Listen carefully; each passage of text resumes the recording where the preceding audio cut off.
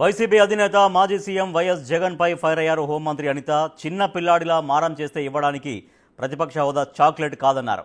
జగన్తో పాటు ఆ పార్టీ ఎమ్మెల్యేలను కూడా అసెంబ్లీకి రాకుండా ఆపుతున్నారన్నారు. అసెంబ్లీకి రాకుండా ప్రజా సమస్యలను తప్పుదోవ పట్టించడం పద్ధతి కాదన్నారు. జగన్కు నిజంగా చిత్తశుద్ధి ఉంటే ఎమ్మెల్యేలను అసెంబ్లీకి పంపించి ప్రజల తరపున మాట్లాడాలన్నారు హోంమంత్రి అనిత. ఈ రోజు చాలా మందికి రాజకీయంలో వచ్చిన వాళ్ళకి అందరికీ కూడా ఒకటే కళ ఎలా ఉంటుందంటే అసెంబ్లీకి వెళ్ళి అధ్యక్ష అనాలనే ఒక కళ ఉంటుంది. కానీ జగన్మోహన్ రెడ్డి పుణ్యవాణి గెలిచిన తర్వాత కూడా దురదృష్టం వెంటాడుతుంది. ఆ 11 మందిని వైఎస్ఆర్సీపీలో గెలిచిన 11 మందిని వాళ్ళకి ఏంటంటే ఇంచుమించుగా 11 మంది గెలిచినా కూడా అసెంబ్లీలోకి వచ్చి అధ్యక్ష అనే పరిస్థితి వాళ్ళు జగన్మోహన్ రెడ్డి ఇవ్వకపోవడం అనేది నిజంగా చాలా దురదృష్టం.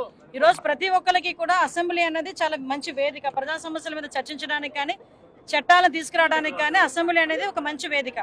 ఈ రోజు మీరు బయట నుంచి చేసే ఆ ధర్నాలు కానీ క్వశ్చనింగ్ కానీ మీరు అసెంబ్లీలో కూర్చొని చేస్తుంటే కనీసం జనాలకి ఒక ఆన్సర్బుల్ చెప్పే వాళ్ళు ఉంటారు. నాకు సరైన టైం ఇవ్వరు మామూలుగా ఎమ్మెల్యే అయితే, సో ప్రతిపక్ష హోదా ఇస్తేనే నాకు టైం ఇస్తారు కాబట్టి టైం ఇస్తే వస్తాను అంటాడు ఆయన.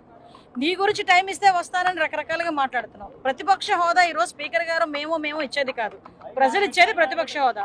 నీకు ప్రతిపక్ష హోదాకి ఇచ్చేయడానికి సీట్లు నీకు రాలేదు కాబట్టి నువ్వు మామూలుగా ఒక పులివెందుల ఎమ్మెల్యేగానే రావాలి, ఒక ప్రధాన ప్రతిపక్ష పార్టీ అధ్యక్షుడిగా రావాలి. ఆ ప్రధాన ప్రతిపక్ష పార్టీ అధ్యక్షుడిగానే నీకు ప్రమాణ స్వీకారం చేసేటప్పుడు నీకు ప్రయారిటీ ఇచ్చారు అసెంబ్లీలో.